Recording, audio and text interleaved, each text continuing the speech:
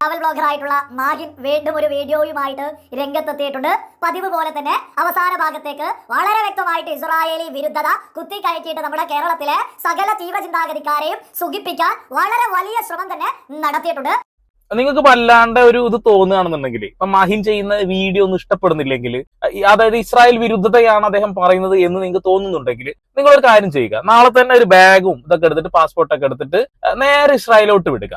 ഇപ്പോ മാഹിനാവുമ്പോ അയാളെ കണ്ണിൽ കാണുന്നത് മാത്രമേ എടുക്കുള്ളൂ. നിങ്ങൾ അത് വേണ്ട, നിങ്ങൾക്ക് ഇഷ്ടമുള്ളത്, അതായത് ഇവരെ പൊക്കിയടിക്കുക എന്നുള്ള ലക്ഷ്യം മാത്രമാണല്ലോ ഉള്ളത്. അപ്പൊ അത് മാത്രം കണ്ടെത്തിയിട്ട് നിങ്ങൾ നാളെ മുതൽ ആ വീഡിയോ ചെയ്ത് ഇറങ്ങിക്കോളൂ കേട്ടോ. ആ രാജ്യത്ത് നിന്ന് അദ്ദേഹത്തിന് ഉണ്ടായ അനുഭവങ്ങളും അദ്ദേഹം കാണുന്ന കാഴ്ചകളും മാത്രം പകർത്തി തരുന്നതിൽ നിങ്ങൾക്ക് വലിയ ബുദ്ധിമുട്ട് തോന്നുന്നുണ്ടല്ലേ.